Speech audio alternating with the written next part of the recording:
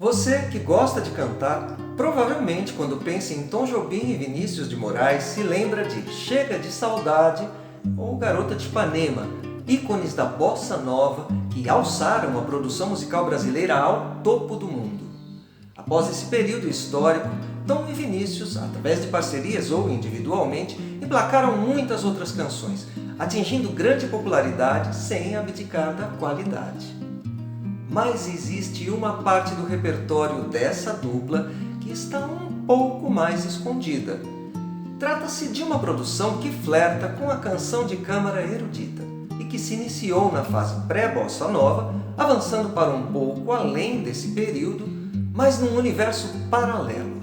Desse repertório podemos citar Estrada Branca, Canção do Amor Demais, Canta, Canta Mais, As Praias Desertas e Derradeira Primavera. Algumas dessas peças foram interpretadas inclusive por artistas de formação lírica. Canção em modo menor pertence a esse conjunto. Como as outras canções citadas, essa obra é classificada como popular. No entanto, sua estrutura melódica e harmônica não deixa nada a desejar se a compararmos com certas canções de autores eruditos, como por exemplo O Acalanto da Rosa, de Cláudio Santoro, com letra Veja Só, de Vinícius de Moraes. Mas por que a primeira é considerada popular e a segunda erudita? Como surgiu esse tipo de distinção no universo da música? Será que ainda faz sentido catalogar as músicas de acordo com esses critérios? E, principalmente para nós que gostamos de cantar, que aprimoramentos vocais essas peças mais elaboradas podem estimular? Vamos falar sobre isso?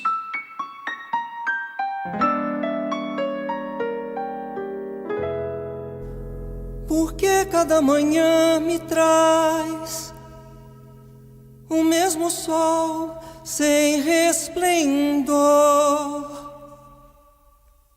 e o dia é só um dia a mais, e a noite é sempre a mesma dor. Meu nome é Marcelo Elme, sou cantor e professor de canto há mais de 30 anos e doutor em música.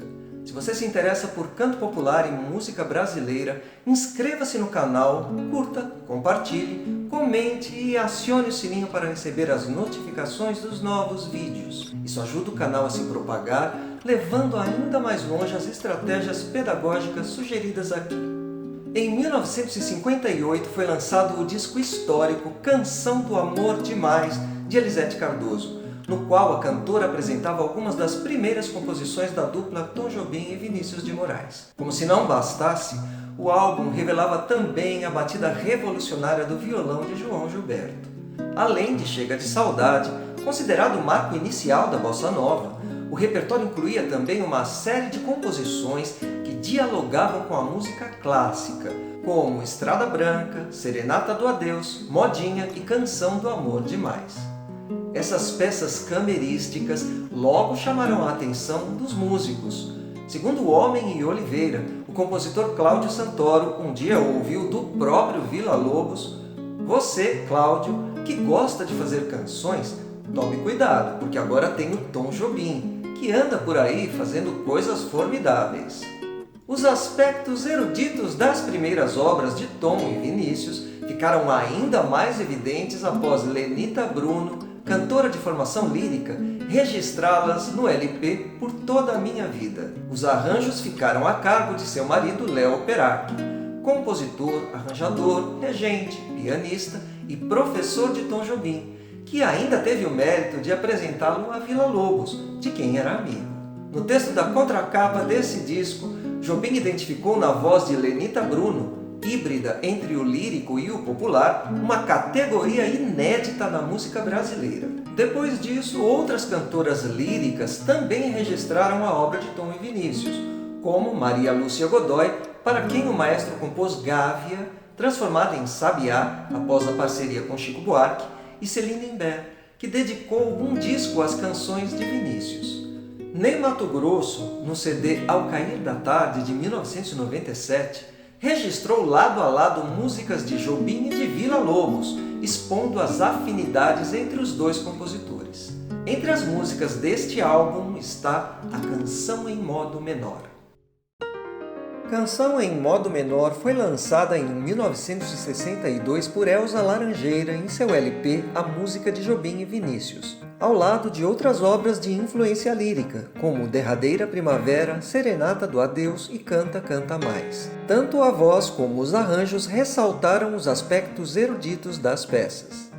No manuscrito disponível no site jobim.org, o título da canção é Coração em Prece e Canção em Modo Menor é um subtítulo, o que sugere que talvez se trate de um poema não publicado de Vinícius de Moraes que foi musicado por Tom Jobim.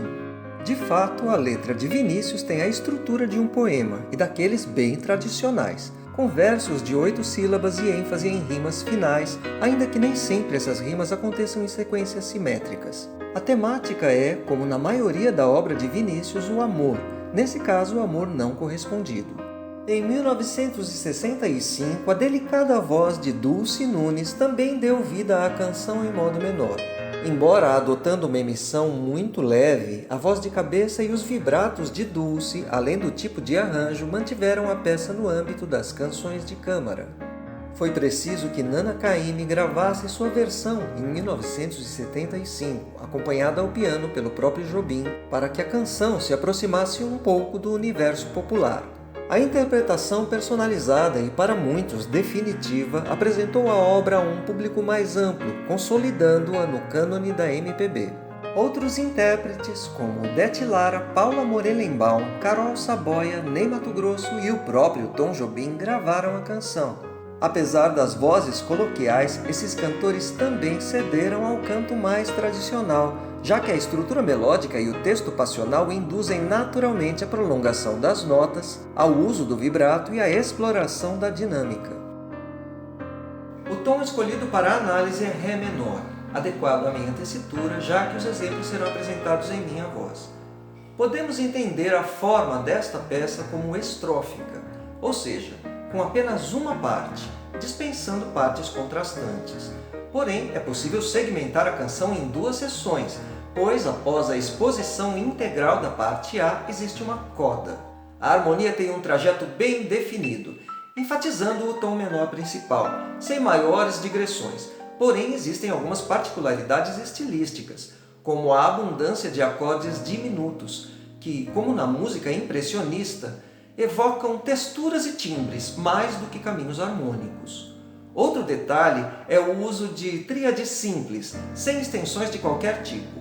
O compositor Ginga, tocando os acordes da canção em modo menor, em entrevista concedida a Chico Saraiva, comparou Tom a Villa-Lobos. Para ele, Villa-Lobos é o pai e Jobim o filho dele. Com foco nas aberturas dos acordes de acompanhamento, Ginga enfatiza 2 pontos especiais. O acorde do primeiro compasso, que abre a canção com o contundente efeito de sua dissonância, e a resolução no último acorde do trecho, que exige, sob pena de perda expressiva, o emprego de uma tríade menor simples. Saraiva lembra, porém, que essa tríade simples de forma alguma soa banal, graças ao choque cromático existente entre ela e o acorde diminuto inicial. Embora os acordes que utilizamos aqui sejam baseados na harmonia de Shediac e, portanto, diferentes do arranjo de Ginga, eles guardam o mesmo tipo de cromatismo comentado por Saraiva, essencial ao espírito da canção. No caso da melodia, temos um tema bem definido, composto por 2 motivos. O primeiro é formado por semicolcheias e se inicia com um pequeno salto de terça menor, seguido por uma escala descendente de 4 notas em graus conjuntos. O segundo tem 3 notas e seu ritmo é composto de uma semínima pontuada, uma colcheia e uma colcheia pontuada, numa melodia que desenha uma bordadura superior. Apesar da definição rítmica da partitura, os intérpretes tendem a diluir esse ritmo com um canto mais solto. Esse tema é apresentado na região mais aguda da tessitura. Daí em diante, as próximas frases, que são progressões melódicas baseadas nessa primeira frase, descerão gradualmente até chegarem à região mais grave da peça, ao final da parte A. Porque cada manhã me traz o mesmo sol sem resplendor, e o dia é só um dia a mais e a noite é sempre a mesma dor. Porque o céu perdeu a cor e agora em cinza se desfaz. Porque eu já não posso mais sofrer a mágoa que sofri. Porque tudo que eu quero é paz, e a paz só pode vir de ti. Porque meu sonho se perdeu e eu sempre fui um sonhador. Porque perdidos são meus ais e foste para nunca mais. Uma analogia que pode ser feita em relação a essa melodia que avança dos agudos para os graves lentamente é a ideia do brilho, que escurece aos poucos, o que se compatibiliza totalmente com o texto de Vinícius. No compasso 15, juntamente com a desaceleração do ritmo, ocorre um salto ascendente de sétima menor, que reposiciona novamente a melodia numa região um pouco mais aguda, demarcando o início da coda. Ah, meu amor. A coda consiste em uma versão resumida dos últimos compassos da parte A, especificamente o trecho entre os compassos 9 e 14, que é sutilmente transformado e compactado entre os compassos 16 e 20. Os contornos melódicos são praticamente os mesmos, porém algumas terminações de frase que anteriormente eram ascendentes tornam-se descendentes. Embora a coda não apresente material musical novo, essas pequenas alterações no contorno melódico ao final das frases tornam esse trecho não apenas um dispositivo de finalização da peça, mas um elemento indispensável à poética da obra. Isso porque, de acordo com a semiótica da canção, elaborada por Tati, a finalização das frases é determinante para a compreensão das intenções expressivas do enunciador.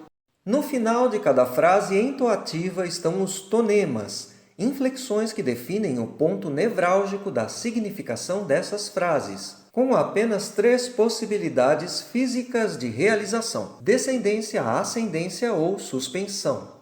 Assim, uma voz que inflete para o grave distende o esforço de emissão e procura o repouso fisiológico, diretamente associado à terminação asseverativa do conteúdo relatado. Uma voz que busca a frequência aguda ou sustenta a sua altura, mantendo a tensão do esforço fisiológico, sugere sempre continuidade. Ou seja, de acordo com esse argumento, melodias que se encerram no movimento ascendente sugerem perguntas, assim como ocorre na fala cotidiana, certo?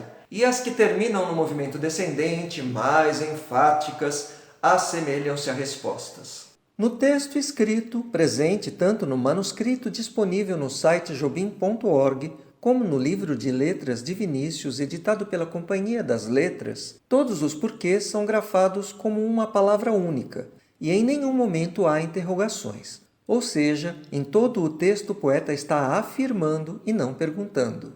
Mas quando a melodia de Jobim se une a essa letra, acontece a mágica. A predominância de tonemas ascendentes até metade da peça nos dá a impressão de que, inicialmente, o poeta está se perguntando sobre o porquê de sua dor. Porque o céu perdeu a cor e agora em cinza se desfaz. Porque eu já não posso mais sofrer a mágoa que sofri. Mas, a partir da coda, isso se transforma. As frases em que os tonemas se tornam descendentes e a ênfase na região mais grave, com a distensão do esforço fisiológico, nos dão a impressão de que, nesse momento, os porquês correspondem a respostas. O enunciador compreendeu, enfim, o porquê de sua tristeza. Porque minha canção morreu no apelo mais desolado. porque a solidão sou eu, a volta aos braços meus, amor. Embora não seja essencial, em algumas interpretações a peça só se conclui com a repetição da palavra amor. Nesse ponto, os intérpretes divergem. Alguns, como Odete Lara e Ney Matogrosso, cantam a palavra final na mesma região grave em que a última frase havia terminado, o que reforça o desalento do personagem. Outros intérpretes, como Paula Morelenbaum, cantam essa palavra na oitava superior. Nana Caymmi e o próprio Tom Jobim também vocalizaram essas duas notas na região aguda, mas sem o texto. Aqui, ao invés do sofrimento resignado, podemos compreender as notas finais como um lamento e, dependendo da intensidade, um chamado. Ou seja, nesse caso, ainda há esperança de ser ouvido. Porque a solidão sou eu, a volta aos braços meus, amor.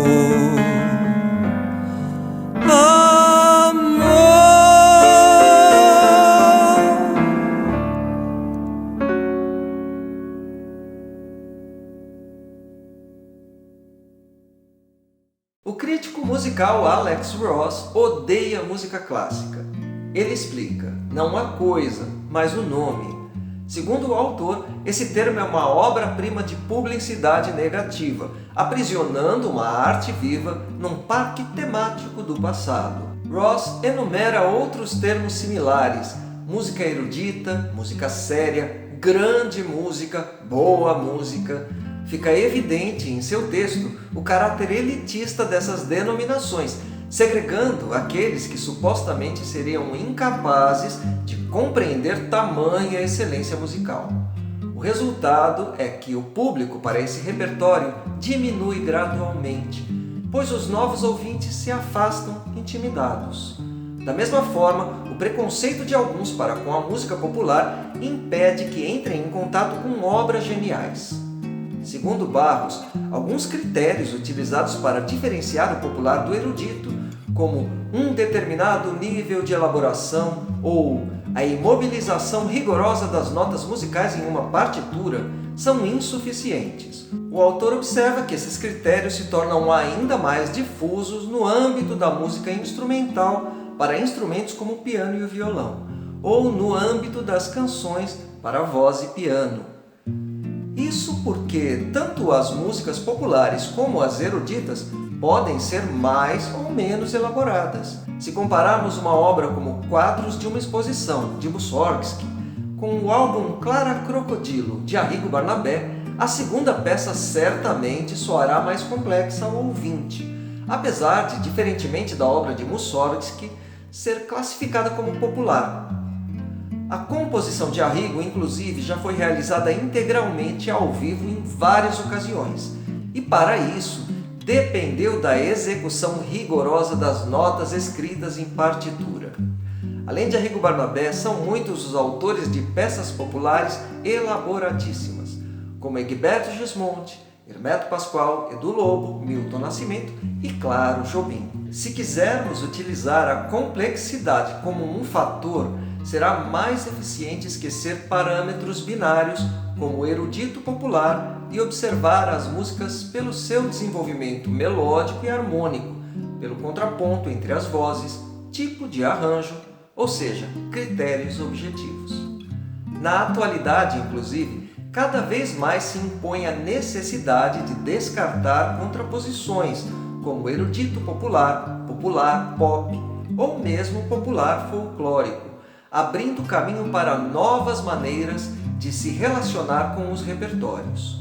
Wisnik chamou a atenção para a simultaneidade de códigos em que estamos inseridos, detectando um vazamento daqueles bolsões que separavam tradicionalmente o erudito e o popular, e observando que, em nossa época, como nunca antes, é possível o livre trânsito entre músicas tão diferentes como as que realizam os pigmeus do Gabão, as mulheres búlgaras, Stockhausen ou os compositores de jazz, uma vez que todas essas músicas são contemporâneas. Se os polos polarizam e produzem toda espécie de extremos, o meio é a mixagem. Nunca foi tão fluida a passagem entre músicas eruditas e populares. Não me refiro à média medíocre, mas àquele meio campo que há entre os meio-tons e as mutações.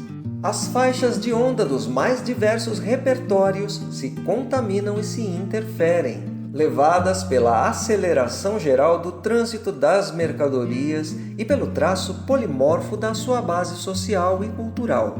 As músicas da Europa e da África se fundindo sobre as Américas. O etnomusicólogo Thomas Turino, descontente com as classificações que dividem a música em campos hierárquicos, como é o caso do critério ocidental que separa a música em erudita, popular e folclórica, desenvolveu sua própria forma de classificação, que denominou campos de prática musical. A partir dessa noção, subdividiu a obra musical em 4 categorias, 2 dedicadas à música realizada em tempo real e 2 dedicadas à música gravada. No caso da música em tempo real, diferenciou a música participativa, em que não há separação entre músico e plateia, e a música apresentacional, em que a distinção existe. Ao avaliar a música gravada, considerou as gravações em alta fidelidade, com o registro mais fiel possível de uma performance, e a arte de estúdio, em que há manipulação técnica do que foi gravado, muitas vezes distorcendo completamente o material original. Assim, de acordo com a classificação de Turino, uma manifestação musical da tribo Kayapó, com participação indistinta de todos os integrantes da comunidade, uma roda de choro em que os músicos improvisam coletivamente, ou um trio elétrico de Daniela Mercury, que necessita da participação ativa do público carnavalesco, cantando e dançando, para se concretizar, podem ser inseridos na classificação de música participativa. Por outro lado, uma apresentação ao vivo de João Gilberto, um show de Björk e um concerto orquestral com obras de Stravinsky estão na mesma categoria, a de música apresentacional. A partir dessa perspectiva, fica mais fácil entender por que as canções de câmara de Santoro e de Villa-Lobos parecem tão alinhadas a algumas peças de Tom e Vinícius, de Edu Lobo, Carlos Lyra, Francis Haime e tantos outros autores populares. Que lição uma obra como Canção em Modo Menor pode ensinar aos estudantes de canto popular? Em uma palavra, rigor. Diferentemente de outras canções mais coloquiais, a poética dessa canção e de outras peças camerísticas da dupla Tom e Vinícius se realiza através de uma execução melódica muito precisa. Detalhando um pouco mais, a afinação deve ser cuidadosa, pois a progressão melódica da canção, que parte dos agudos em direção aos graves de forma gradual, pode ser comprometida caso alguma nota esteja desafinada ou seja alterada inadvertidamente. O cantor deve ter boa coordenação fonorrespiratória, necessária tanto para manter a afinação como para realizar o fraseado com as variadas nuances de dinâmica, típicas das canções passionais, sendo capaz de prolongar as notas e frases se assim desejar. Em muitos casos, o cantor poderá recorrer aos vibratos para intensificar a passionalidade do texto, e para isso deverá desenvolver controle sobre esta técnica. A tessitura melódica da música é considerável, exigindo do intérprete boa extensão vocal. Além disso, se o cantor desejar manter a interpretação próxima aos parâmetros vocais mais tradicionais, como foi estabelecido pela maioria dos cantores, deverá desenvolver a homogeneidade do timbre, dos agudos aos graves. São muitas as peças de Tom Jobim e Vinícius de Moraes compostas em dupla, individualmente ou em parceria com outros compositores, que apresentam melodias de difícil execução e, portanto, ideais para o aprimoramento da técnica vocal. O Brasil, em particular, possui uma canção popular que é muito difícil de ser etiquetada e colocada em caixinhas. É Wisnik, mais uma vez, quem nos lembra de que em nosso país os nichos culturais não estão definidos, separados e distribuídos como na maioria dos países. Ou seja, aqui existe uma canção que se dá em certa faixa de frequência, mas aparece em outra, resultando numa cultura de ondas múltiplas. Nos próximos vídeos, outras canções e outros compositores ganharão destaque. Vamos celebrar o nosso cancioneiro, que é tão especial. E sempre com enfoque nas músicas que, de alguma forma, tenham o potencial de oferecer desafios e soluções para o desenvolvimento da técnica vocal. O pianista e arranjador que me acompanhou nesta canção é o Manuel Sanches. Na trilha incidental, arranjos de piano por Manuel Sanches e de violão por Haroldo Outa. A canção foi gravada no estúdio Sound Up, com produção do Mauro Giuliani, e os links desses artistas estão logo abaixo. Se você chegou até aqui é porque se interessou pelo assunto, então inscreva-se no canal, curta, compartilhe e acione o sininho para receber as notificações sobre os novos vídeos, porque tem muito mais a seguir.